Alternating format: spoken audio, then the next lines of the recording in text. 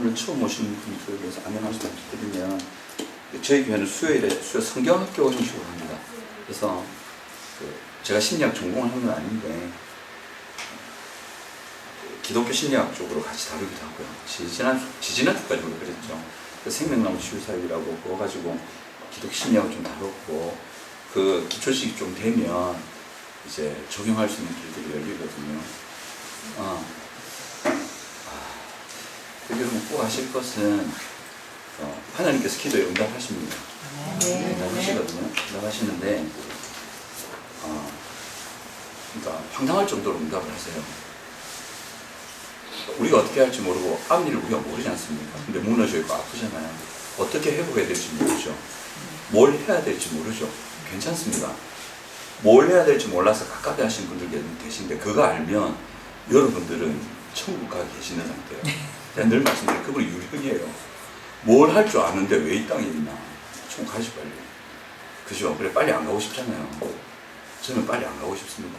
천국이 좋긴 한데 좀 달리 좀 있어가지고 또 이 세상에 살기 좋고. 근데 모르니까 기도하는 거거든요. 괜찮아요. 아무것도 모르시는 게 마음 편해요. 알면 괜히 속 시끄럽습니다. 모르는 게 좋고, 모르기 때문에 하나님께 기도하는 거잖아요. 우리 뭐 기도합니까? 하나님, 결국 내가 그걸 이루어주기를 원하는데, 하나님, 그렇게 변화되고 새로워지기를 원하는데, 요거 해주시고, 요거 해주시고, 요거 해주시고, 요거 해주세요. 그렇게 기도합니다. 여러분들이 지금 기도 제목으로 잡고 있는 기도 제목 있잖아요. 그죠? 그걸 이루기 위해서 뭘 필요한지 여러분 아십니까? 몰라야 돼요. 하나님 일부러 모르게 하세요. 왜 모르게 하시냐면 하나님을 의지하게 하시려고, 기도하게 하시려고 그런 거거든요. 하나님을 의지하는 심령이 돼야 우리가 삽니다. 하나님을 의지하는 심령이 안 되면 무섭습니다. 인간이 망가집니다. 제가 정서체계의 다세대 전수라는 그 논문 안에 보면 사람의 정서의 체계는 다세대로 전수가 됩니다. 그래서 가계의 저주를 끊으라 그런 책 있잖아요. 그거 아니에요. 그게 아니고, 저는 이제 기독교의 어떤 아주 신비적인 의미에서 관점에서 봐서 한 얘기고, 이제 학문적으로 이제 실제로 그 이방인들이, 그러니까 불신자들이 연구한 결과를 따르면 한 인간의 정서 체계는 자녀들에게도 이어집니다. 여러분들도 그 정서 체계를 이어받으셨어요. 그래서 여러분들의 남편을 선택하신 거란 말이에요. 여러분들의 아내를 선택하셨고 여러분들의 자녀에게 흘러갔습니다. 그것을 이제 예수 믿지 않는 분들이 연구를 해서 결과적으로 내놓은 거예요. 근데 그걸 하나님은 이미 얘기하셨어요. 3, 4대의 저주를 흘러가고 천대만대까지 복을 주겠다는 그 말씀 안에 원리를 보면 3, 4대 안에 망하잖아요. 1대는 일구고 2대는 발전시키고 3대는 다 까먹잖아요. 길어야 4대입니다. 그래서 그게 이제 돈이 다 떠나서 한 사람이 그 정서 체계라는 게 하나님이 만드신 그 사람의 그 정서가 여하튼 건강하든 망가져 있건 상관없어요. 그게 다세대로 전수가 됩니다. 왜냐하면 같이 살기 때문에 피할 수 없거든요. 그런 흐름들을 깨트리시는 게 하나님이십니다. 근데 그 어두운 흐름들을 어떻게 하면 깨트리는지 우리는 알 수가 없어요. 알려고도 하지만 알 수 없어요. 근데 무엇을 손대야 되고 어떤 역사를 일으켜야 되는지 하나님 아세요. 그래서 우리가 기도할 때는 하나님의 구원, 하나님께서 우리를 도와주시는 걸 믿고 또 하나님께서 우리에게 주고 싶은 하나님의 나라가 있단 말이에요. 예수님께서 그러셨죠. 그 사람들 앉혀놓고 작은 자들아 무서워하지 마라. 하나님께서 너희들에게 그 나라를 주기를 기뻐하시느니라 이렇게 얘기를 하시거든요. 그 나라가 하나님 나라거든요. 하나님의 나라가 이 땅에 실제적으로 이루어집니다. 이 하나님의 나라는 행복합니다. 그러니까 지금 문제 많은 가정들 있잖아요. 그죠? 그 가정의 문제들이 하나씩 해결돼 간다고 생각해보세요. 그게 하나님의 나라입니다. 하나님의 나라는 붕 뜬 뜬구름 잡는 이야기가 아니라는 걸 꼭 기억하셔야 돼요. 하나님의 나라는 실제로 우리 인격과 우리의 삶과 우리의 관계와 가정과 직장에서 이루어집니다. 그걸 위해서 여러분들을 부르셨고 여러분들 그 자리에 두셨어요. 그래서 여러분들은 이제 그걸 누릴 수 있어요. 제가 로마서를 읽는데 하도 성경을 안 읽는 사람이 되니까 급하게 읽었어요. 읽어야 되겠다. 목사한테 성경 안 읽으면 사람 싶어하거든요. 3배속으로 읽었습니다. 3배속으로 로마서 1장부터 7장까지 쫙 봤거든요. 대단하게 보지 마시고 하루 안 읽으니까 그렇게라도 읽으려고 내가 3배속 빠르게 해가지고 읽으니까 여러분 예수 믿으셨죠? 오늘 저야간의 집에 들어갈 건데 예수를 믿으셨으면 여러분들은 의인이 되어 계시죠. 하나님의 첫 번째 목표가 뭐였냐면 우리를 의인으로 만드는 거였어요. 그러니까 착한 일을 많이 해서 예수 믿고 나서 의로운 일을 많이 해서 의인이 아니고 예수를 믿으면 예수님께서 이루신 의가 우리에게 딱 이렇게 뒤집어 씌워지잖아요. 그 전가라 그러는데 우리는 의인이죠. 믿으십니까? 진짜 믿으십니까? 여러분들이 하나님 볼 때 죄가 하나도 없는 사람이라는 거예요. 믿으십니까? 진짜로. 하나님은 의인에게만 은혜를 주십니다. 의인의 기도만 응답하십니다.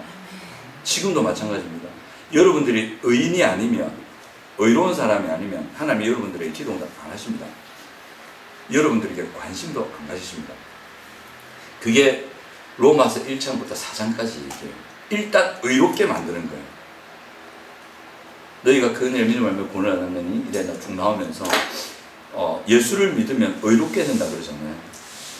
그러니까 우리는 우리의 힘으로 의롭게 될 수 없고 우리의 힘으로 하나님 앞에 인정받을 만한 것도 없거든요. 그게 있을 수가 없어요.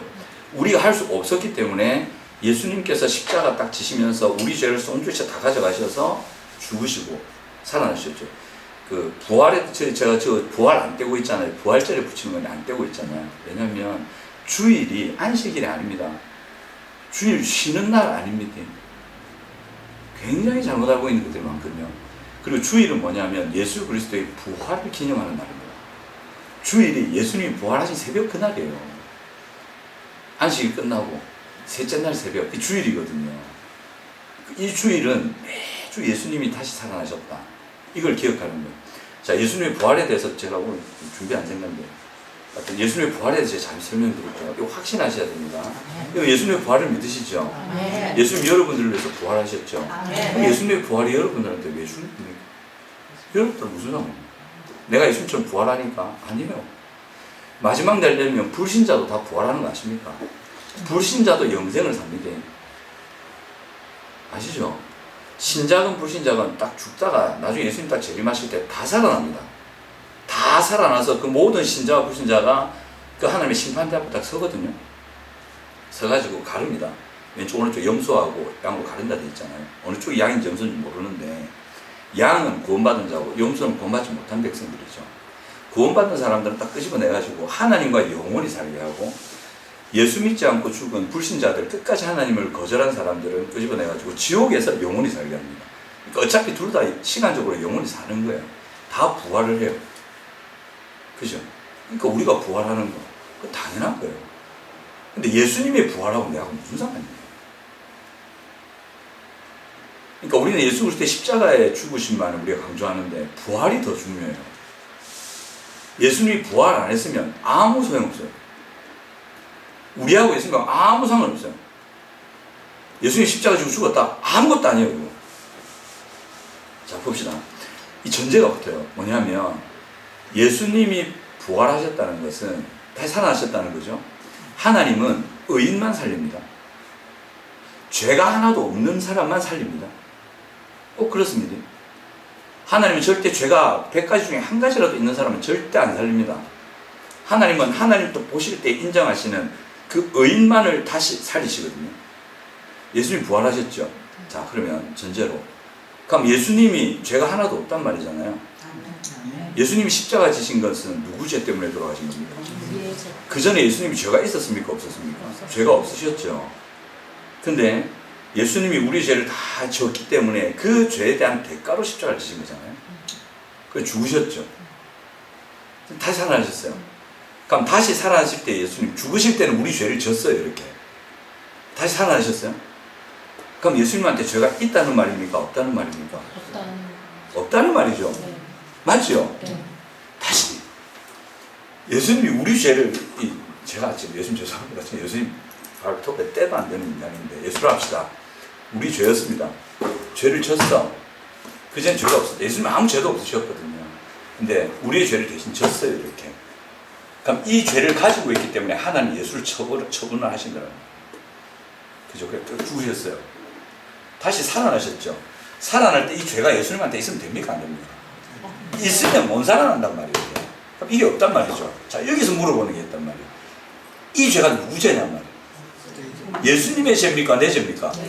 내 죄가 처리됐단 말이에요. 예수님의 부활은 내 죄가 처리가 끝났다 이 말이에요.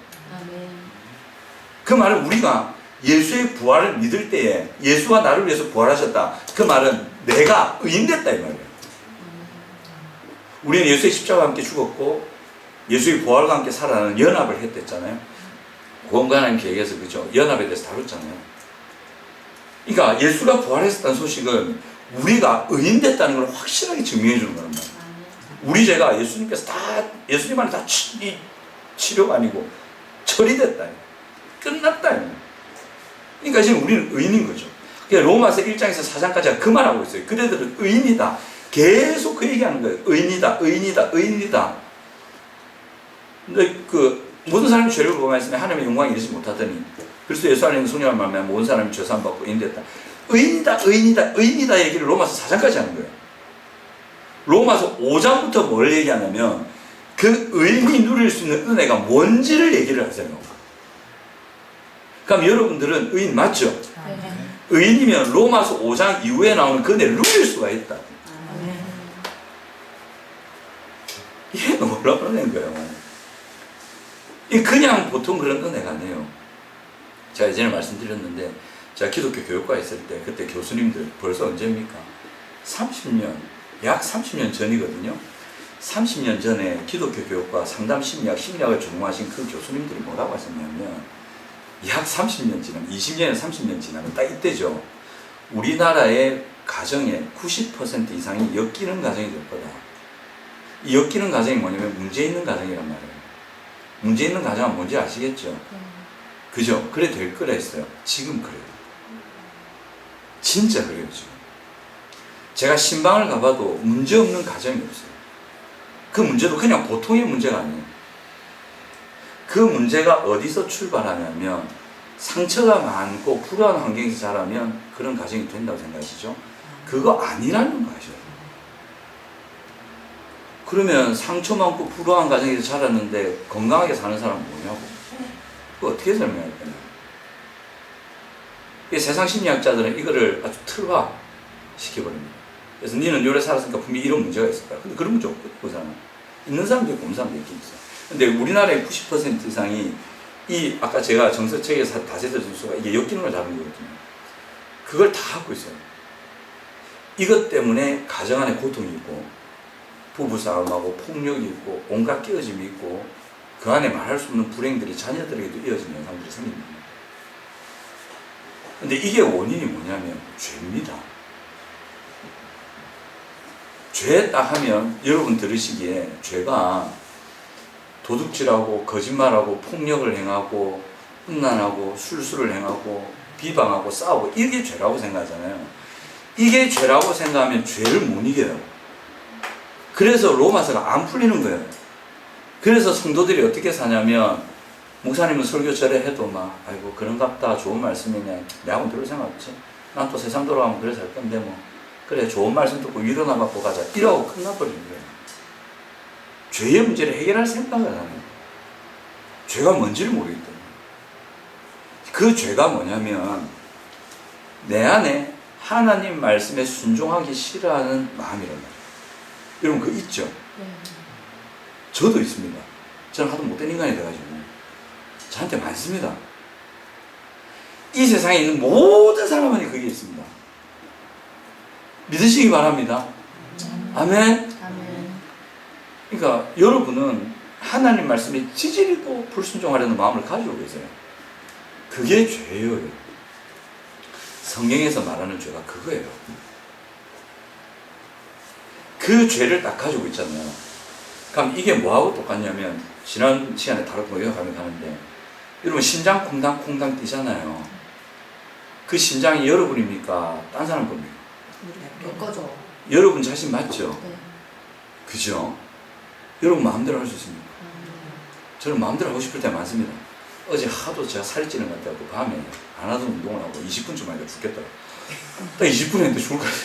또 많이 한 것도 아닌데.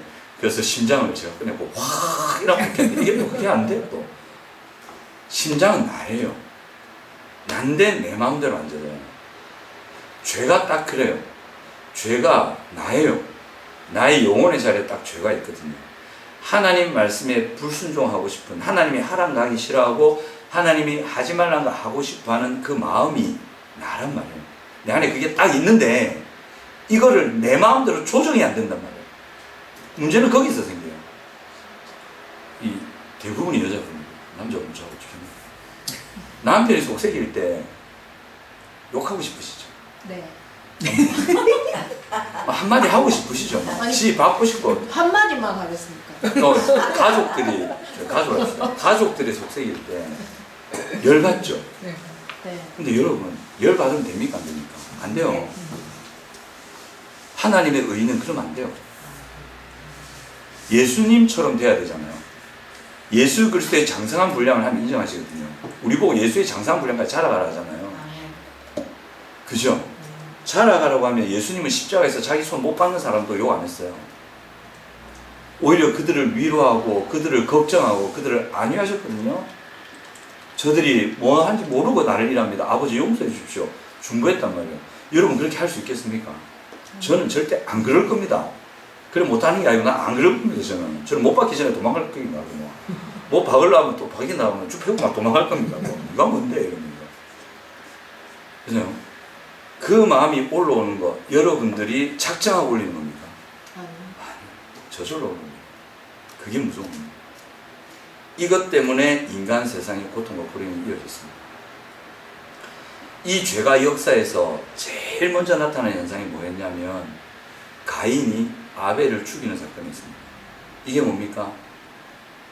존속살인이에요. 얼마 전에 그 뉴스 떴죠. 어떤 가장이 빚이 2억인가.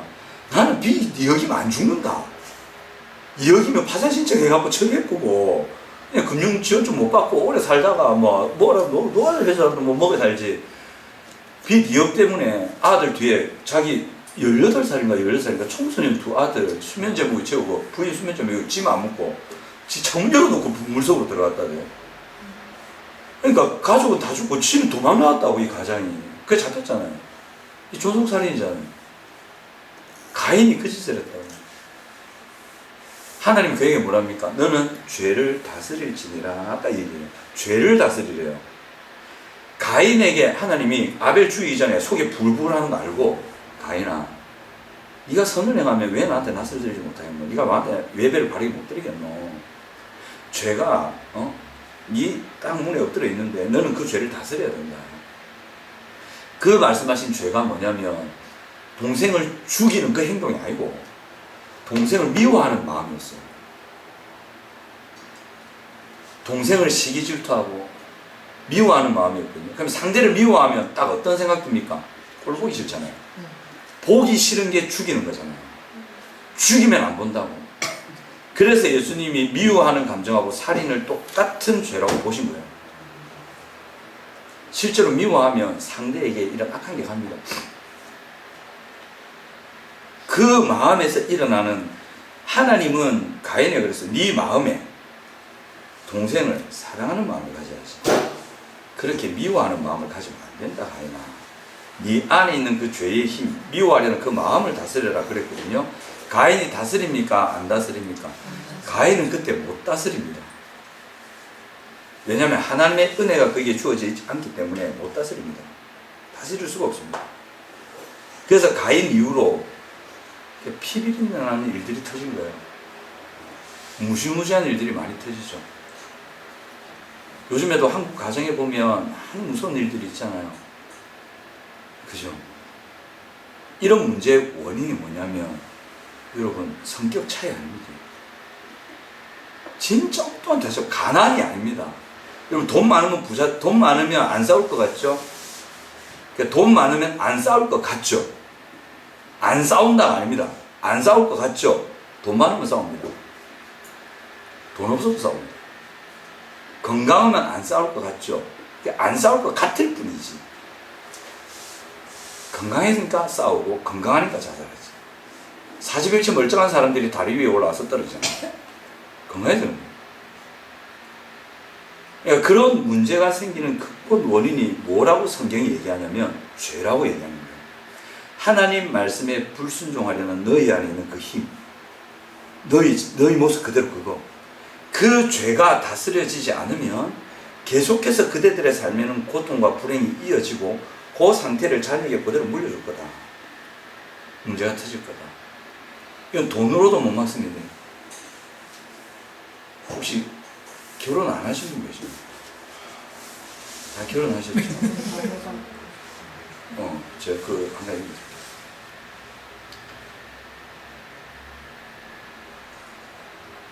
그 재벌 3세들 있잖아요. 무서운 사실을 뭐 아신가 모르겠는데 삼성의 3대째 딸이 있었잖아요. 이재용 씨 여동생 미국에서 자살했지 않습니까? 현대가의 둘째 정몽훈가 뭐 정몽훈가 있었어요. 자기 사무실에서 뛰어내려 자살했잖아요. 그렇죠? 그리고 지금 재벌가의 3세들 중에 마약하는 애들 있죠. 왜 그런지 아세요? 아, 저것들 아버지 저래 부자인데 정신 못 차리고 있네, 이래 생각하시죠? 그게 아닙니다. 3, 4대 보고 나옵니다. 이거는 보웬이라는 심리학자가 이미 연구했고 많은 심리학자들이 연구한 결과로 나온 거예요. 그 사람들이 예수 안 믿는 사람들이에요. 그냥 인간의 마음과 삶에 일어나는 현상을 연구해서 이런 결과로 나오더라. 우린 그거 받아들여야 돼요. 과학적인 결과이기 때문에. 3, 4대 안에 무서운 일이 터진다. 하나님 경고하셨거든요. 터집니다. 그들이 예수 안 믿었잖아요. 이재용 씨 이혼했죠. 그 누나인가? 이혼했죠. 돈 빼고 보시라고요. 돈 빼고 그들을 딱 보시라고요. 그들의 가정이 어떻습니까? 이런 가정 되고 싶으세요? 돈이 못 막습니다. 교회 여러분들은 부자 되려고 하면 안 되고 하나님을 잘 믿는 사람이 되려고 하죠. 그러면 부자는 결과적으로 오는 거고요. 그런 사람한테는 부자가 되는 거 안 되는 게 중요한 게 아닙니다. 사는 게 중요하지. 돈도 못 막고 권세도 못 막고 학식도 못 막습니다. 절대 못 막습니다. 죄의 문제는 절대 세상적인 자원으로는 해결되지 않는다는 걸 여러분 꼭 기억하셔야 돼요.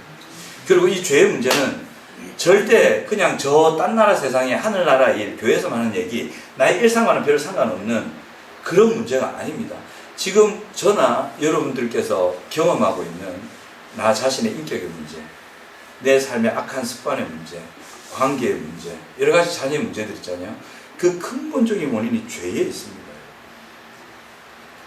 그 남편이 속삭이는 분 한번 손을 들어보세요. I'm sorry. 사모님 두손 두 발 다. 두 손 들고 찬양합니다.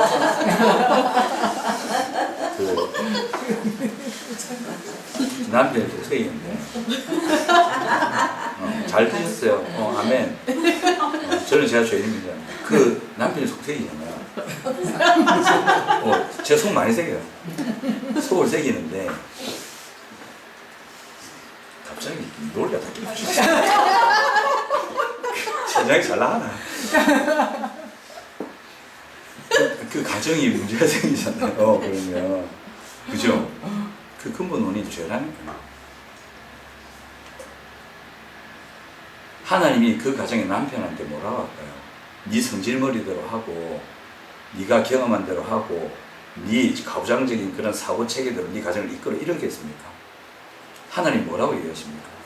그러하지 말고 네 안에 사랑이를 그리스도께서 교회를 위하여 자기 몸을 주신 것 같이 그렇게 목숨 걸어 사랑해라. 이게 하나님의 뜻이잖아요. 근데 남편들은 그게 하기 싫어요. 저는 그거 하기 싫어요. 왜 하기 싫을까요? 내 안에 하나님 말씀에 불순종하려는 힘이 내 안에 여전히 있단 말이에요. 그게 하기 싫거든요. 그래서 안 해요. 그럼 가정이 어떻게 될까요? 풍지박산이 나죠. 부부싸움 하죠. 부부싸움이 안 되면 부인은 맞으면서 살죠. 딴 사람의 말도 못하고 꾹꾹 눌리면서 살죠. 제가 아는 권사님 기억납니다. 남편이 장로님이셨어요. 말만 하면 아시는 우리 집 부산에서 제법 큰 교회입니다. 그 교회 제 동기, 기독교가 동기 청년의 간사가 있었는데 그 다른 교회 간사였고 거기에 있던 여청년이 그 교회로 가가지고 이 간사한테 자기 아버지 얘기를 한 거예요. 뭐라고 얘기했냐면 아버지가 엄마를 때립니다. 아버지는 장로인데 어머니는 권사입니다. 근데 자기가 나중에 대학교 가고 알았대요. 왜 그 전부터 때렸는데 왜 그때 알았냐면 아버지가 엄마를 때릴 때 혁뒤로 때린대요. 그 장로님이 혁뒤로 때리는데 엄마가 아이를 들을까봐 일어나겠대요. 욱 이라고 그냥 지나간 거죠. 아니다, 이 바뀌었구나. 걔가 수영로 교회 대표 청년 한사였고 얘가 수영료를 받고 다른 교회입니다. 수영로 교회는 아닙니다. 다른 교회인데 그 교회 이름은 적어놨다. 그 교회인데 장로님인데 그러니까 이 대표 간사가 그 말을 듣고 저를 찾아서 형님 열받아 죽겠습니다. 교회 장로가 권사님 부인을 그래 좁혔답니다. 그 청년이 와고 저한테 울면서 얘기하는데 돌아보고 있습니다. 죄됩니까? 좀 저기 너무 뭐해. 여러분 하나님이 그 장로한테 뭘 했을까요? 부인이 말 안 들으면 혁대로 때리라 했을까요? 여자하고 북어는 때려야 마시는 거네. 그런 미친 소리가 세상에 어디 있냐고.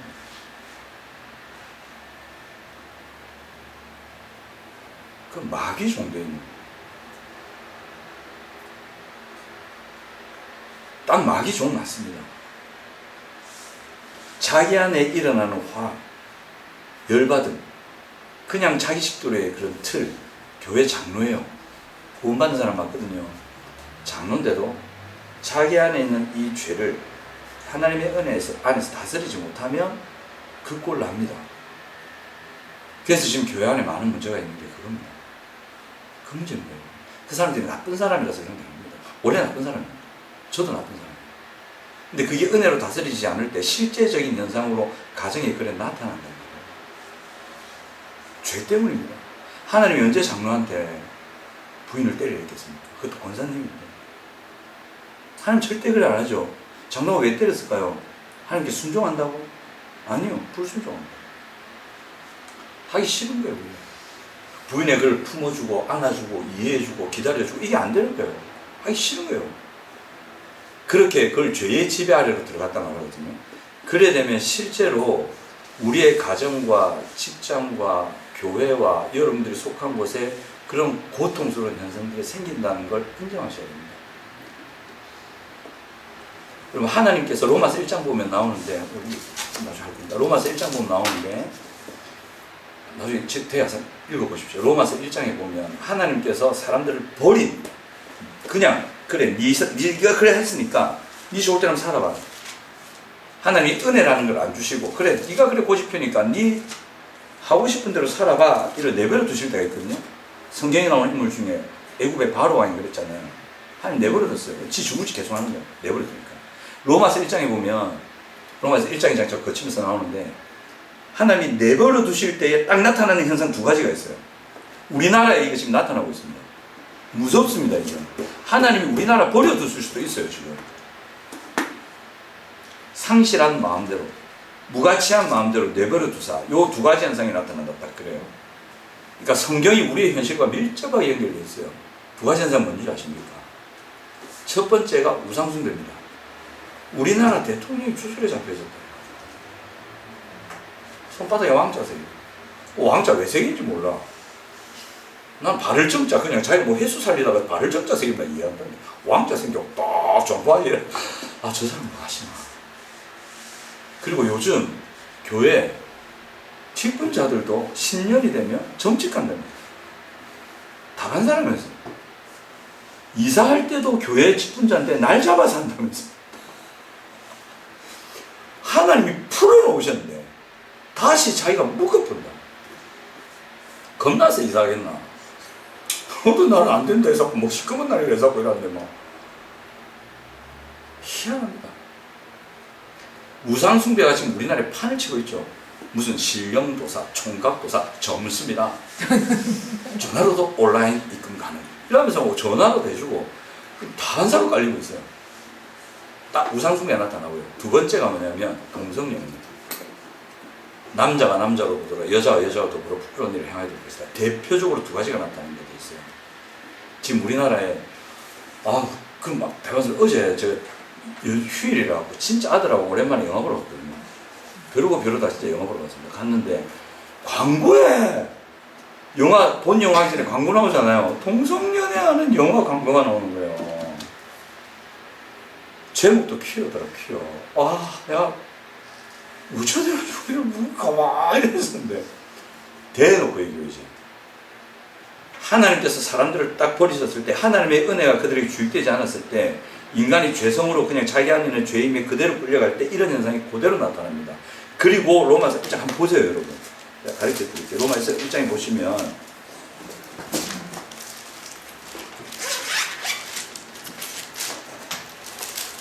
로마서 1장 28절부터 왜 그대로 나옵니다. 하나님께서 은혜를 주지 않는 사람들에게는 이런 현상이 나타난다. 그렇게 얘기하시면 로마서 1장 28절 한번 보십시오. 28절부터 32절까지 한번 같이 읽어볼까요? 시작. 또한 그들이 마음에 하나님 두기를 싫어하매 하나님께서 그들을 그 상실한 마음대로 내버려 두사 합당하지 못한 일을 하게 하셨으니 곧 모든 불의, 추악, 탐욕, 악의가 가득한 자요 시기, 살인, 분쟁, 사기, 악독이 가득한 자요 수근수근하는 자요 비방하는 자요 하나님께서 미워하시는 자요 능욕하는 자요 교만한 자요 자랑하는 자요 악을 도모하는 자요 부모를 거역하는 자요 우매한 자요 배악하는 자요 무정한 자요 무자비한 자라. 그들이 이 같은 일을 행하는 자는 사형에 해당하다고 하나님께서 정하심을 알고도 자기들만 행할 뿐 아니라 또한 그런 일을 행하는 자들을 옳다 하느니라. 요거 있죠. 요거 신자한테도 이게 나타납니다. 이게 어디서 나타나느냐? 가장 많이 나타나는 데가 우리 가정입니다. 가정입니다. 딴 데 아닙니다. 남자건 여자건 남편이건 아내건 자녀건 가정에서 죄의 모습이 적나라하게 드러납니다. 그 사람의 영적인 상태가 그대로 드러납니다. 가정에서 드러납니다. 교회에서는 잘 안 드러납니다. 숨겨버립니다. 문제 없는 척 오잖아요. 다 숨겨버립니다. 목사님들도 여기에 관심이 없습니다. 저는 그런데 여기에 관심이 있습니다. 왜냐하면 살려야 되기 때문에. 요 현상이 그대로 나타나고 로마서 8장 13절에 뭐냐면 늘 말씀드리죠. 너희가 이 편지 로마서를 읽는 너희는 예수 믿고 구원받은 로마에 있는 성도들을 말하는 거예요. 너희가 육신대로 살면 반드시 죽을 것이로되 육신대로 사는 게 요래 사는 거예요. 요렇게 너희가 현실의 삶 속에서 가정에서 교회에서 너희들 속한 곳을 요렇게 살면 너희들 죽는다. 이 죽는다는 말은 하나님의 나라를 유업으로 못 받고 의와 평강과 희락이란 그 나라를 실제의 삶에서 누리지 못하고 지옥 가진 않지만 지옥 가기 직전에 불신자들이 겪는 그 비참한 삶을 경험해야 될 거다. 그 말입니다. 진짜입니다. 이게 로마서의 핵심이 로마서 8장 13절이라고 할 수 있어요. 너희가 육신대로 살면 반드시 죽을 것이로되 그 다음 중요해요.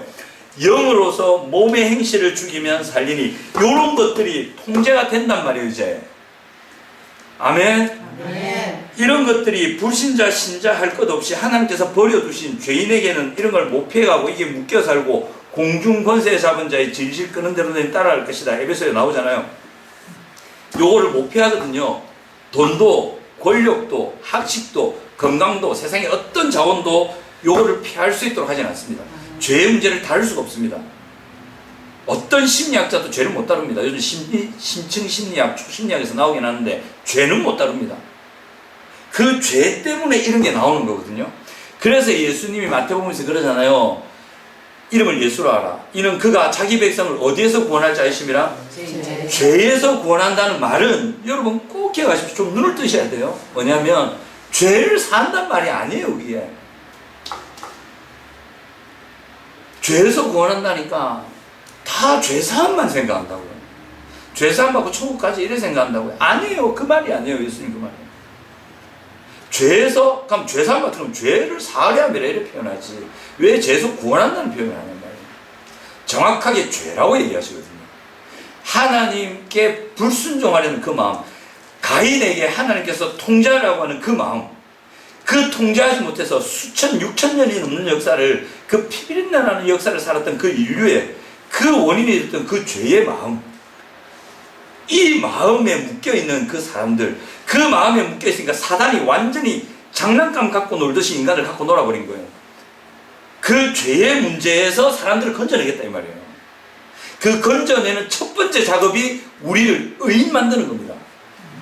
왜냐하면 이 죄에서 우리가 건진받고 죄의 문제를 극복해야 되고, 이런 문제들을 극복하고 역기능이라는 심리학자들이 그렇게 말하는 문제 있는 가정을 숨기는 가정으로 바꾸기 위해서는 이걸 극복해야 되는데, 극복하기 위해서는 죄의 문제를 극복해야 되는데, 죄의 문제를 극복하려면 하나님의 은혜라는 게 필요합니다. 뭐라고요?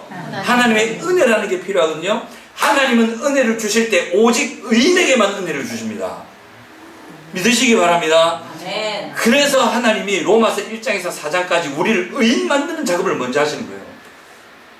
너희가 예수를 믿을 때 그의 성령으로 말미암아 그리스도의 의가 너희들에게 그대로 전가되어서 너희들은 의인이 된다. 계속 그 얘기 하시는 거예요. 은혜 주시려고. 우리의 실제 문제에 역사하시는 하나님의 그 구체적인 은혜를 주시려고 계속 너희들을 의인 만든다. 그리고 너희들은 의인이다. 그리고 너희들은 이 은혜를 받을 수 있는 존재다. 너희가 이전 것은 지나갔으니 보라 새 것이 되었다 하잖아요. 뉴 크리에이션이거든요. 새로운 피조물이 되었다 그 말이거든요. 그 새로운 피조물이 바로 의인이라는 말입니다. 의인이고 이제 하나님의 그 은혜를 받을 수 있는 존재라는 거예요. 아멘.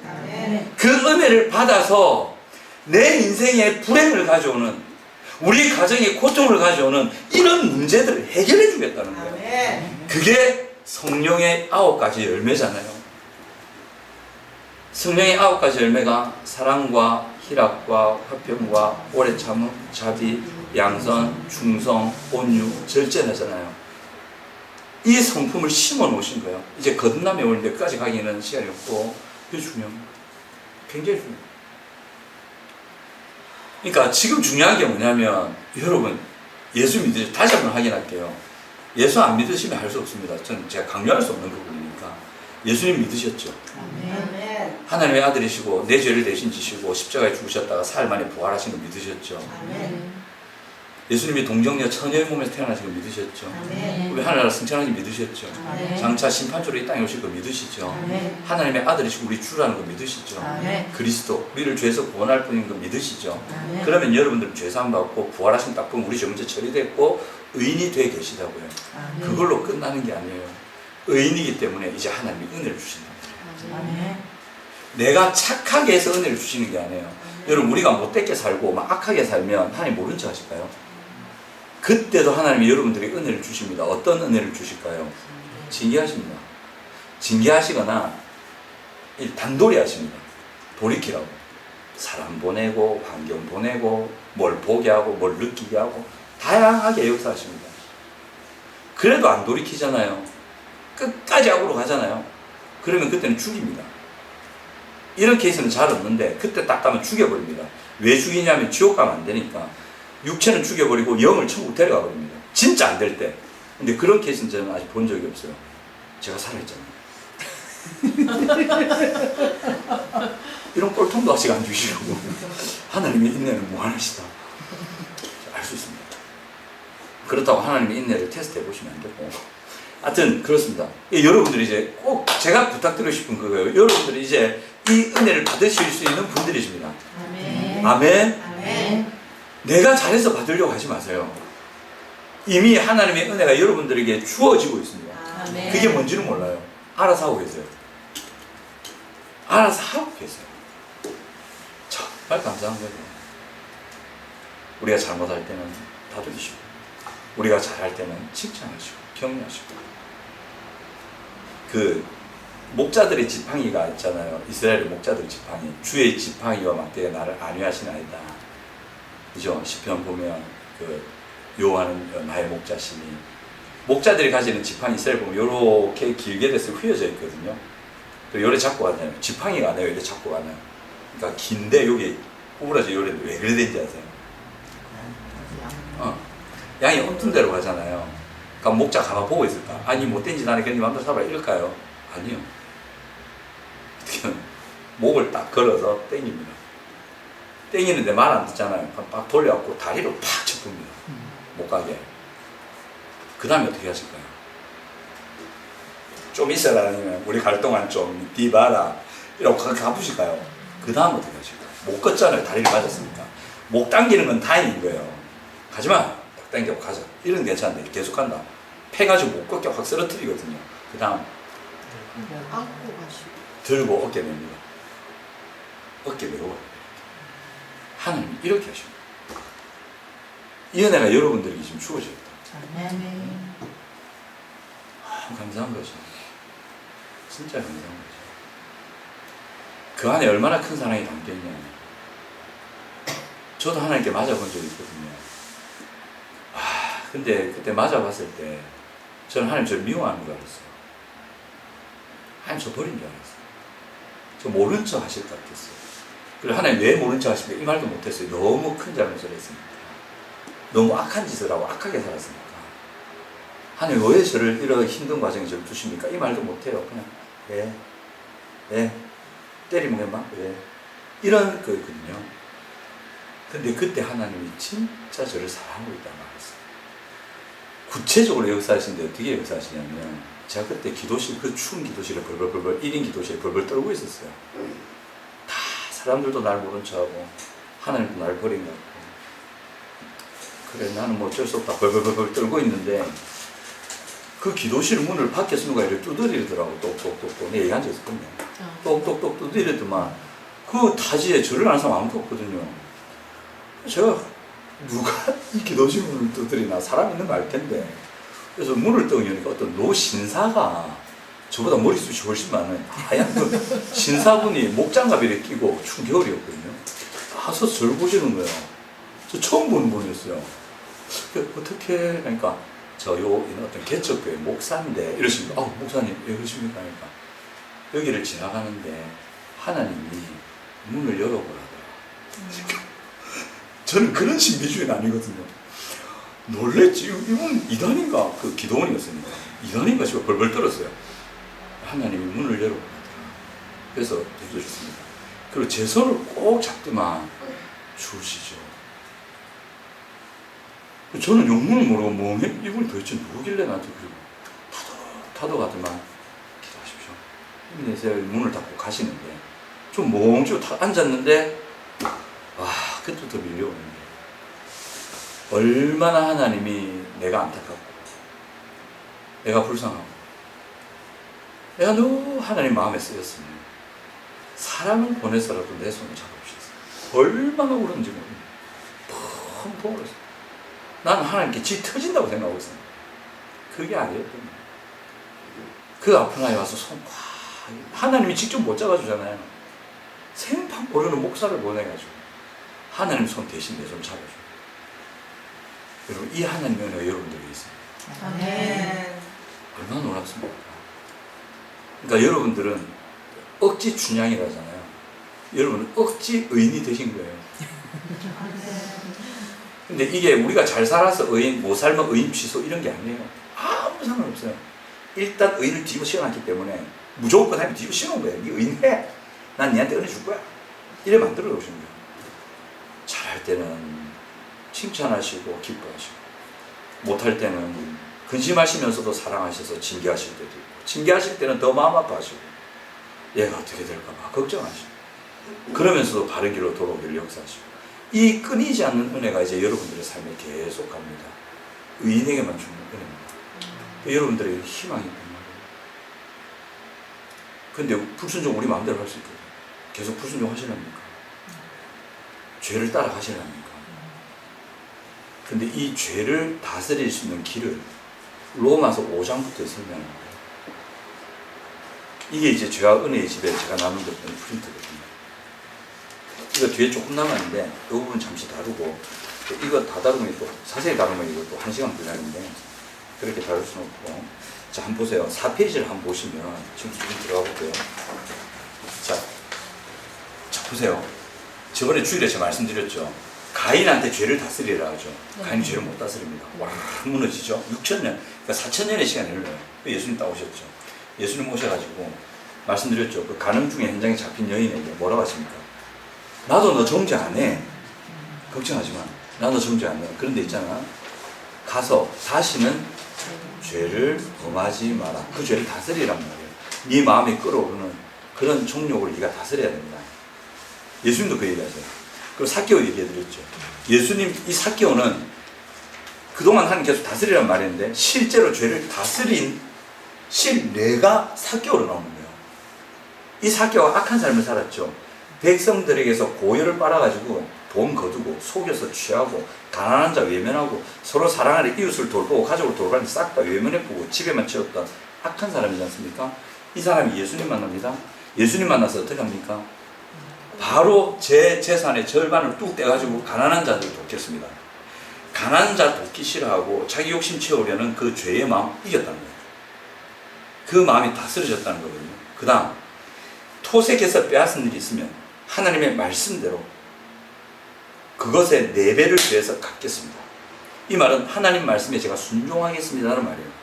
그러니까 하나님 말씀에 불순종해서 도둑질했던 마음의 죄를 다스렸단 말이죠. 언제 다스렸습니까? 예수님 만났을 때 다스린 거예요. 예수님을 만나서 식사하면서 분명히 예수님이 어떤 은혜를 부으셨어요. 그 자리에서 바뀌었다. 자, 여러분 저를 보세요. 예수 그리스도를 믿으면 들어보신 적 있을 겁니다. 알코올 중독이나 담배 중독이나 어떤 악한 삶에서 순식간에 돌이킨 사람들 있죠. 그 심리학에서 말이 안 돼요. 그 뇌과학에서는 어떤 현상이냐면 알코올 중독이 고쳐지잖아요. 그럼 수용체하고 이거 그러면 왔다 갔다 하는 건데 수용체 뇌세포가 한 방에 뜯어 고쳐졌다는 거거든요. 이게 가능합니까? 정신과학이지만 불가능해요. 이게 한 번에 수용체가 바뀐다는 게 이게 바뀌어지는 과정이 이제 이게 금단 현상이거든요. 미치거든요, 사람이. 근데 이게 한 방에 고쳐진 얘들을 보시죠. 예수 믿는 사람 중에. 그죠? 이게 왜 가능하냐면 여러분들이 의인 되시고 거듭나 계시기 때문에 가능한 일이에요. 그래서 가능해요. 이런 은혜가 한 번씩 온단 말이에요. 근데 그 한 방을 믿고 그냥 가면 안 되고 계속 꾸준히 가야 되는데 여러분들이 거듭났기 때문에 의인 되셨고 하나님의 은혜라는 게 주입될 수 있는 거듭난 새로운 피조물이 되셨기 때문에 그 일이 가능한 거예요. 믿으시기 바랍니다. 그러니까 죄를 다스릴 수 있는 일이 가능해진다는 거예요. 완벽한 건 아니에요. 쓰러질 수도 있어요. 하지만 빨리 일어날 수 있단 말이에요. 나의 삶, 또 주변의 다른 삶에 대해서 저 사람 저거 바뀌려면 100년 걸린다. 그럼 죽어요. 죽으면 끝나줍니다. 100년 안 걸릴 수도 있어요. 그래서 그 사람을 위해서 기도하는 거 놓치지 마세요. 여러분들 자신을 위해서도 기도하세요. 바뀔 수 있어요. 자, 보면 4페이지 가운데 밑에 보면 이처럼 인간에 의해 통제될 수 있는 죄는 나오죠. 자, 읽어보겠습니다. 시작. 이처럼 인간에 의해 통제될 수 있는 죄는 인간의 마음을 더욱 완고하게 만들고 영혼에는 더욱 커다란 파괴력으로 역사하게 됩니다. 그러므로 신자들은 신자 안에 있는 파악이 가능한 죄들을 은혜의 상태에서 반드시 죽여야 합니다. 죄와 은혜의 지배를 쭉 저하고 같이 안 하시는 분들은 잘 이해가 안 되실 수도 있는데 혹시 다음에 기회가 되시면 저하고 다시 죄와 은혜의 지배 2기를 할 때 그때 다시 한번 보시면 되고 아니면 그 계신 혹시 교회가 있으면 그 목사님께 잘 배우시면 됩니다. 보시면 되고 자 여기 은혜의 상태에서 이 죄를 죽여야 되는 거예요. 근데 저를 보세요 여러분. 여러분들이 죽여야 될 죄는 내 안에 있는 하나님을 향한 불순종하는 그 마음 그거 아닙니다. 요거 못 죽입니다. 요거 죽이면 여러분들은 몸이 죽어야 돼요. 이 원형은 못 죽입니다. 이것 때문에 나타나는 다른 죄의 현상들이 있거든요. 생각들. 그러니까 미워하는 생각 있잖아요. 또는 악한 짓을 하고 싶은 생각 있잖아요. 또는 하나님이 하기 싫은 이런 거 있잖아요. 하지 말았는데 하고 싶은 어떤 구체적인 뭐 이런 것들 있잖아요. 그거 죽여요. 그 죄가 여러분들을 불행하게 하는 거예요. 그게 파데마하고 에피투미아로 나뉘어지는데 파데마가 그거거든요. 술 마시고 싶은 마음이 생기잖아요. 그죠? 하나님의 은혜를 깊이 받으면 술 마시고 싶은 생각이 없어져요. 또는 그 생각이 들어도 이걸 죽입니다.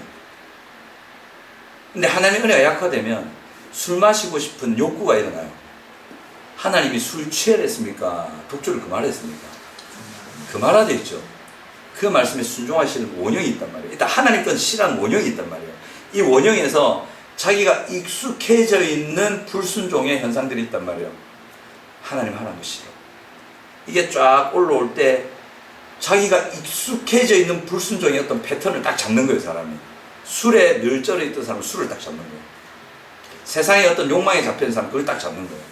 그거 잡아야 돼요. 그거를 다스려야 되거든요.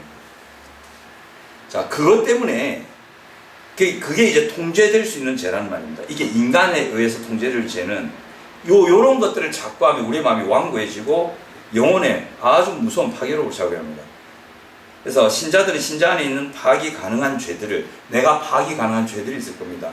은혜의 상태에서 반드시 죽여야 된다는데, 은혜의 상태가 중요하거든요. 자, 그 밑에 한번 적어 놓으시면 됩니다. 기도와 말씀, 예배, 순종, 요 4가지. 기도, 말씀, 예배, 순종. 여러분, 교회에서 늘 뻔하게 듣는 얘기죠. 몇십 년을 들은 분도 계실 겁니다. 근데 이게 진짜 중요합니다.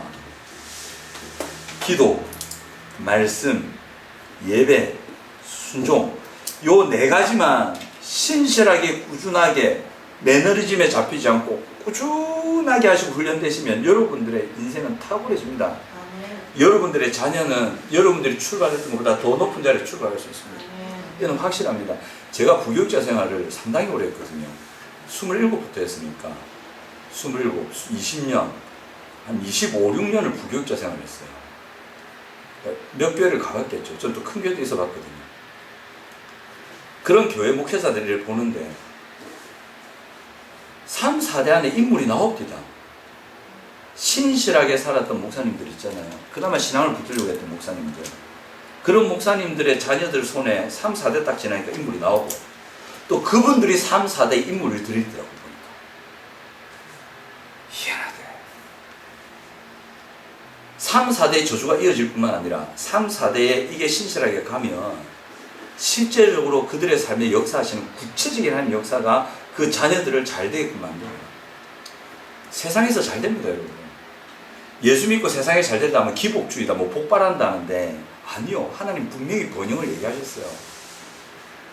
근데 그 번영이 그것만 욕심부리면 안 되고, 정말 하나님을 사랑해서 나는 부자가 돼도 좋고 가난해도 좋은데 나는 하나님을 사랑합니다, 이 상태가 되는 거거든요. 내가 하나님이라도 우리나라 환경 같았으면 그 사람들 복수가 없다. 근데 그런 마음 가지고 북한 가면 죽습니다. 그게 복입니다, 여러분. 그 상태가 복된 거예요. 그죠? 그래서 은혜의 상태에 있으려면 말씀과 기도와 예배와 순종이 4가지를 꼭 잡으셔야 됩니다. 아멘. 지금 구체적으로 말씀을 못 드리는데 여기에 대해서 자세하게 제가 하나씩 풀어드리고자 앞으로 쭉 갈 텐데, 요 훈련이 들어갈 거거든요. 꾸준하게 훈련하셔야 됩니다. 그렇게 꾸준하게 가다 보면 뭘 해야 되고 언제 해야 되고 어떻게 해야 되는지는 하나님이 알아서 하십니다. 아멘. 때마다 사람을 만나게 하시고, 어떤 환경을 거치게 하시고, 어떤 걸 듣게 하시고, 어떤 훈련받게 하시고, 어떤 걸 거치게 하시고, 이런 과정들을 하나님께서 플랜으로 쫙 인도해 가셔서 여러분들이 그 자리에 딱 계실 때 어떻게 내가 이 자리에 왔는지 모릅니다. 알 수가 없습니다. 근데 그 자리에 가 계실 겁니다. 그걸 누리고 계실 겁니다. 그 환경을 보실 겁니다. 대신에 우리가 할 거, 요 내가 은혜의 상태를 지키면 잡아야 됩니다. 자, 그 다음 밑에 보면 신자의 죄 가운데 삶, 이 화살표 쭉 되어 있는데 한번 볼게요. 자, 신자의 죄 가운데 삶 되어 있죠. 네. 그죠? 그 다음에 뭐라 되어 있습니다? 깊이 회개한다 되어 있죠. 그 다음에는요, 하나님의 은혜가 마음에 부어진다. 자, 여러분 저를 보세요. 오늘 새로 오신 분 계신데 피곤해 하실까봐 조금 일찍 마칠게요. 저도 일찍 마시면 좋습니다. 일찍 마치려고. 그래서 이거 짧게 준비했는데 뭘 괜히 이제 당겨 나가지고. 아, 제가 일찍 맞춰주세요.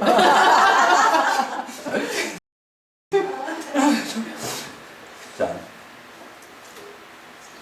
하나님이 인자하시는 약속이 있거든요. 예배입니다. 오늘 찬양 드리기 전에도 제 삶은 와르르 무너져 있었습니다. 이거는 목사가 아닙니다. 목사가 아닙니다. 차마 제가 말씀을 못 드립니다. 그런데 뭐 거기서 그겠지. 뭐 여러분 있잖아. 서로 말 못하죠. 그랬거든요. 무너진 마음이 있었어요. 어떻게 할까. 근데 제가 아는 거 하나가, 하나님을 예배하면 하나님이 임재해 주세요. 아멘. 임재해 주는데 제 조건 안 보고 임재해 주세요. 아멘. 우리가 연약할 때, 원연약할 때, 죄인 되었을 때, 원수짓 할 때에 우리를 사랑하셔서 목숨 내주셨다고 했잖아요. 그 하나님의 사랑이 그대로 오는 거예요. 내가 아무리 나쁜 짓, 못된 짓, 악한 짓을 해도 진짜 그 자리에서 하나님을 예배하시잖아요. 죄를 회개하고 하나님 만나고 싶습니다. 제 악한 모습 그대로 드립니다. 어찌할까요? 하지만 저도 하나님 높이도록 의인 만들어 주셨고 제 공로가 아니고 예수님께서 저를 모셨으니 하나님을 높이겠습니다. 하나님 찬양했습니다. 그래서 주로 예배곡을 한 게 그거예요. 제가 그것 때문에 내가 은혜 받고 싶어요. 하나님 예배합니다. 무너지 말고 예배합니다. 다 빚죽 마음으로 예배한다면 그렇게 하나님을 높이잖아요. 그러니까 예배는 하나님을 높이는 겁니다. 마음을 다해서 하나님을 높이는 겁니다. 자기의 상태, 자기의 기분, 자기의 경험에서 슬픈 마음, 막 짜증나는 마음, 이런 상태로 내가 무슨 하나님 예배하고 그거하고 하나님 예배하고 무슨 상관이 있어요. 여러분 열받으면 이재명 씨가 대통령이 되는데 어찌됐든 간에 이재명 씨가 어찌됐든 간에 대들기로 하시고 저 문 뒤로 온다. 그럼 그날 남편하고 대판 싸우고 막 짜증이 나 지금 부인하고 막 이래가지고 막 탁 틀어져 있고 이재명 씨 들어온다. 그러면 왜 안 넘겨? 이럴 겁니까? 경원들이 니 뭐하노? 아마 짜증난다고 말 시키지 말라고 대통령이 뭐고 막 이 사람 이상하네. 그래야 할 겁니까? 아니죠. 예배하는 거하고 우리의 감정하고 완전히 분리시키셔야 돼요. 아멘. 상관없이 여러분 그 자리에 예배하잖아요. 그러면 하나님 임재해 주십니다. 임재해 주실 때 예배할 때는요 어떤 조건도 달지 말고 하셔야 돼요. 하나님만 높이면서 하셔야 돼요. 하나님만 높입니다. 하나님만 예배하면 그러면 회복시키고 안 시키고는 하나님께서 보너스로 주시는 거거든요. 주시면 감사하고 안 주셔도 하나님 높이면 된 거예요. 그게 우리의 본분이니까. 하나님 높이잖아요. 임재해 주시잖아요. 깊이 회개하고 하나님을 예배하면 하나님의 은혜가 마음에 부어져서 바로 그 자리에서 변화된 마음과 생각을 가질 수 있다. 네. 바로 그 자리에서 이게 가능하단 말이에요. 저는 신비주의는 아닙니다. 저는 굉장히 머리형이거든요. 근데 은사팀에 있고 막 이게 경험들이 있으니까 하는 거 아닌데 이게 예배입니다. 그 예배가 얼마나 소중한지 모릅니다. 아멘. 예배 시간에 앞자리에 앉으라잖아요. 왜 앞자리에 앉아야 되냐면 앞자리가 뭐가 좋아요? 제 침튀고 로얄 젤이 날아오고 이게 뭐가 좋아요? 앞자리 안 좋아요. 그리고 목사님도 주로 앞자리 안 봐요. 뒷자리 보지. 그죠? 근데 앞자리 나온 이유가 뭐냐면 마음이에요. 그 정도로 하나님께 가까이 가고 싶고 하나님을 찾고 싶고 하나님을 바라보고 싶다는 그 성도의 소원이란 말이에요. 그 마음을 가지고 앞자리 가야지. 그냥 내가 종교적으로 내 경력이 이 정도 됐으니 저 앞자리 좀 앉아야지. 이런 마음은 또 아무 소용이 없어요. 하면 그 예배 안 받으세요. 그렇게 하나님 앞에 깊이 회개하는 마음으로 있는 모습 그대로 나와서 숨기지 않고 하나님께 오픈하고 하나님 저 만져주십시오. 하나님 예배합니다. 만져주시면 좋겠는데 저 같은 놈한테 무슨 하나님 은혜를 주시겠습니까? 그래도 하나님 예배합니다. 그게 제가 마땅히 해야 될 일이고 높입니다. 마음을 다해서 하나님을 높이잖아요. 그럼 하나님 반드시 저는 은혜 주신다고 저는 믿습니다. 제 경험상 제가 시간 재보니까 15분 걸려요. 15분 안에 반드시 저는 임재해 주시더라고요. 로마서 3배속으로 읽은 것도 그것 때문입니다. 우체투도 많이 짧은 시간에 많이 읽고 7장 정도 이건 되겠지만 8장까지가 딱 이 얘기거든요. 승리할 수 있는 길을 알려주시는 겁니다. 9장부터는 실제 얘기로 들어가고 8장 우체투 빨리 읽어야죠. 그렇게 되고 그런 변화된 마음과 생각을 주시죠. 에스겔서 36장에 나옵니다. 에스겔서 36장에 보시면 로마서에서 말씀하신 내용이 한 장에 그대로 기록되어 있습니다. 놀랍습니다.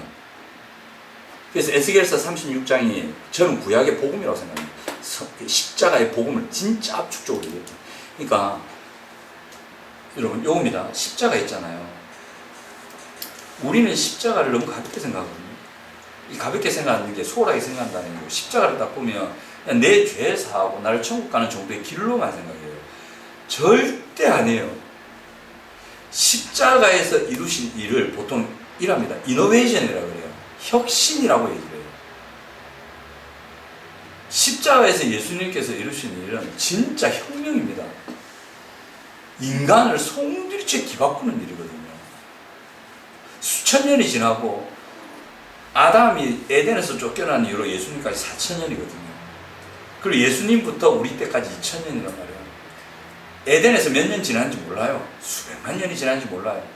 가면 쫓겨나고 에덴에 쫓겨나고 그때부터 지금까지 6,000년인데 6천년의 역사 동안 인간이 그렇게 찾던 행복 못 찾았고, 그렇게 해결하고 싶었던 인간의 고통스러운 이 못된 문제, 전쟁 이런 문제를 해결 못했잖아요.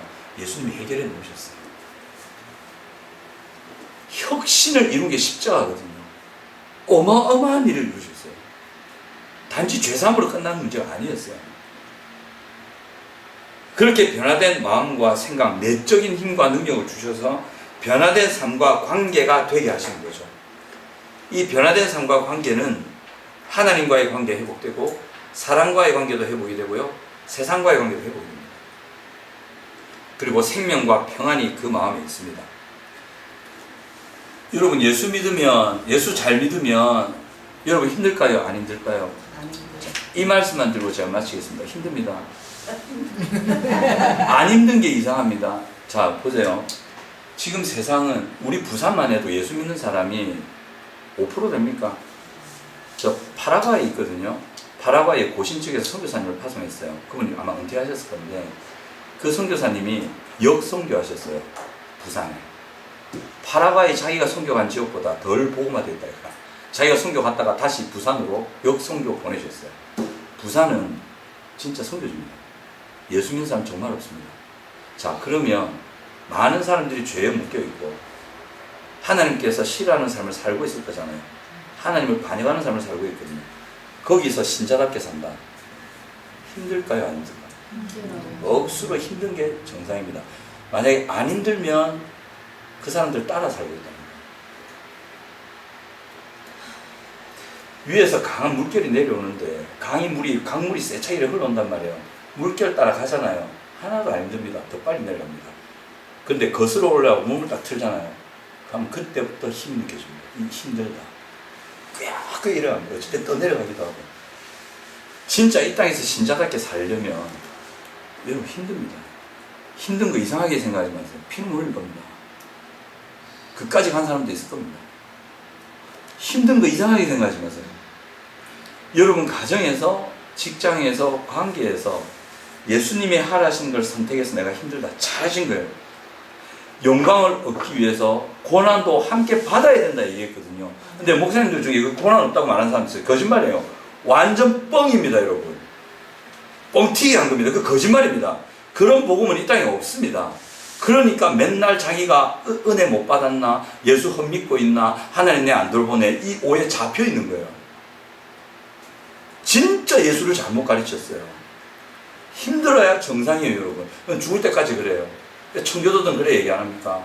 이 땅에서 신실하게 하나님을 믿고 살아가는 사람이 천국 앞에 가면, 예수님 앞에 가면 그 사람의 얼굴에 악마의 발톱 자국이 수없이 나 있을 것이다. 그게 신실한 성도가 겪는 일입니다. 힘들거든요. 그런데 놀라운 게 뭐냐면 그 마음에는 평안과 기쁨이 넘쳐날 겁니다. 이게 진짜 예수 믿는 겁니다. 환경이 그 사람 못 막습니다. 이게 역기능을 극복하는 겁니다. 심리학자들이 그렇게 말하는 역기능 가정, 다이스펑셔널 패밀리, 어덜트 칠드런, 성인 아이, 그 사람들이 그렇게 고치고 싶어하는 그게 여기서 해결이 된다니까. 그 힘들고 일그러진 가정 가운데 들어갔는데 왜 안 힘들겠어요? 힘들죠. 그 안에서 하나님 말씀을 부여잡고 그 눈물 속에서 기도하고 애쓰면요, 입장 바꿔 생각해 보세요. 여러분들이 하나님이라면 누구를 위로해 주겠냐고. 그 힘든 속에서 그래도 하나님 말씀을 부여잡고 하나님의 뜻을 이 땅에서 이루려고, 그 말씀에 순종하려고 눈물을 흘리며 버틴 그 사람이 하나님 앞에 왔다. 여러분이 하나님 같으면 그 사람에게 어떻게 하시겠습니까? 위로하고 안아주죠. 전 여러분 딱 보면 고생하셨는지, 힘들고 애쓰다가 사셨는지 한눈에 안 보입니다. 전혀 안 보입니다. 이게 문제입니다. 그래서 좋아요. 보이면 가서 제가 이제 다독여 드리고, 아이고 이런 고생하셨군요, 애쓰셨군요, 힘드셨죠, 다독여 드릴 텐데 그게 제 눈에 안 보이니까 제가 귀신 보여달라고 제가 3일 금식한 적도 있어요. 근데 하나님이 절대 안 보여주셨어요. 제 친구들은 다 보는데 저만 못 봐. 그 팀에서 진짜 섭섭하대. 그래서 금식 마치는 날 곰국 먹었잖아요. 열받아가지고 곰국 먹고 막 귀신 안 보인다. 그래서 제 결론은 귀신이 내 눈에 안 보이는 게 아니고 귀신이 나를 피해 다닌다. 그런 경험을 가지고 저는 내 영성을 뛰어나가 이렇게 위로했던 적이 있습니다. 근데 하나님은 아시거든요. 하나님 여러분 아세요. 그래서 하나님 여러분 만나주셔요. 아멘. 그래서 우리 배들교회 예배 가운데 이런 게 있었으면 좋겠어요. 그 지치고 상한 대부분이 그래 힘들게 살다 오거든요. 그럼 여기서 분명한 기준에 무거운 말씀을 듣죠. 그거는 우리가 진리를 바꿀 수는 없잖아요. 하지만 예수님도 그렇죠. 그 가늠한 여인이 예수님 뭐라 할까요? 그래, 네 약하구나. 그래, 뭐 또 그 죄 짓겠지. 괜찮아. 이랬을까요? 아니죠. 나도 너를 정죄치 않으니 가서 다시는 죄를 범하지 말라. 근데 그 음성 속에 사랑이 쫙 배어있다. 얼마나 무섭고 강한 말씀입니까? 다시는 죄 짓지 마. 근데 그 말이 여인의 마음입니다. 사랑을 얼마나 울었을지 모릅니다. 그리고 수가성의 한 여인 다루실 때 남편 데려오라잖아요. 죄를 들춰내는 거잖아요. 얼마나 아픕니까? 근데 그때 예수님이 여인을 다루는 성격을 보면 이거는 신사 중의 신사요. 진짜 젠틀맨입니다. 그 여인, 그 죄 있는 여인을 다루시거든요. 진짜 유리잔 깨질까 봐 조심조심 다루시거든요. 그러니까 이런 위로가 진리의 말씀 안에서 우리 성도들에게 참 있었으면 좋겠다는 기도 중입니다. 이제 배들교회가 이제 개척 설립 감사 예배도 오늘 그 총회에서 전화 왔습니다. 6월 17일인가 화요일인데 사모님하고 같이 오래요. 당신 실습 끝나 다음 주에 그 총회 마산 제일 문창교회로 오라고 개척 설립 예배 인터뷰하자. 인터뷰 통과하면 이제 지원이 나옵니다. 날짜도 7월 10일 다 정해졌고 연락이 왔습니다. 그래서 이제 우리가 살에서 출발을 하는데 우리 배들교회 이런 은혜들이 있었으면 좋겠어요. 아멘. 지금 우리 교회 애들은 아니지만 와서 공부하는 애들 있잖아요. 걔들 중에 막 깊은 아픔이 있는 애들 어젠가 걔 울었어요. 제가 모래에서 문 게 아니고 한마디 했다고 그러더라고요. 네 아버지 무섭나? 팍 우는 거. 그쵸, 그랬죠. 내가 올린 거 아니다. 나 왜 네 아버지 무슨 냐 물어본 거야. 그럼 네 아버지하고 내가 똑같이 생각하지 말라. 안 하겠다. 막 웃는 거예요. 얼마나 외롭고 아팠습니다. 위로 받았기를 바라는 마음인데 좀 뭐 말을 못 하겠더라고요. 가만히 있어요. 난 아니다. 이렇게 하고 막 그랬는데. 그러니까 어떤 성도건 다른 교회 분이건 우리 교회 분이건 상관없이 뭐 두 분께서는 오늘 하루만 오셔도 저는 아무 상관이 없습니다. 계속 오시면 더 감사한데 제 바람은 그겁니다. 오셔서 그래서 위로를 받고 회복되고 일어났으면 좋겠어요. 아멘. 그리고 버텼으면 좋겠어요. 아멘. 버티십시오. 조금만 버티면 하나님이요 그 버틴 그의 몇 배의 위로가 반드시 가게 하십니다. 아멘. 네, 반드시 그렇게 하실 겁니다. 힘을 내시고 정말 버티기 힘드실 때는 다른 교회 가셔도 상관없는데 저한테 전화를 해주십시오. 제가 해장국 하나 사드릴게요. 저희 부산대교 4번 그 북측 주차장 건너편에 만나감자탕이 있습니다. 오늘도 힘든 목사님 한 분 뵙고 제가 사드리고 왔어요. 지금 심방비 탔습니다. 돈 달라는 얘기 가지고 다른 교회 목사도 내가 숨기는데 미치겠다 내가. 내가 왜 딴 교회에서 돈 달라고 숨겼노? 위로한다고 이제 사드리고 저한테 오십시오 하면 따뜻한 감자탕 불닭 하나 드시면 마음에 힘을 내시고 같이 갔으면 좋겠어요. 제가 기도합니다. 아버지 하나님 은혜 감사합니다. 우리 귀한 성도님들 하나님 연약하고 어쩔 때는 악하기도 하고 어쩔 때는 하나님 앞에 잘 살았다고 보이는데 피할 수 없는 어떤 고통과 아픔의 문제가 있을 수도 있는데 하나님 은혜 베푸시기를 간절히 원합니다. 어떤 것에서도 하나님의 사랑에서 우리를 끊을 수 없고 또 우리 주 예수 그리스도의 십자가의 사랑이 우리가 연약할 때 악할 때 죄인 되었을 때 심지어는 원수로 행할 때 이미 우리를 사랑하신 그 사랑이신 줄 믿습니다. 하나님 잘 버텨내게 하시고 하나님 말씀 부여잡고 하나님 어쨌든 순종하려고 힘쓰는 우리가 되게 하시고, 혹 넘어졌더라도 주님, 우리를 향한 주님의 사랑과 다시 일어나기를 바라시는 그 사랑의 마음을 알고 다시 힘있게 일어설 수 있도록, 또 지친 영혼들 위로하고 격려해서 함께 세워가는 귀한 베드로교회 될 수 있도록 하나님 역사하여 주시옵소서.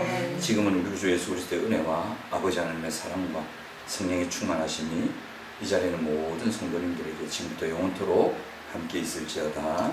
아멘. 서로 보시면서 힘내세요. 괜찮습니다. 사랑합니다. 감사합니다. 시간이 좀 길었지. 오늘은 준비된 거 외에 당겨 나와가지고 저희들 한 번씩 이렇게 합니다. 아무튼 잘 오셨습니다.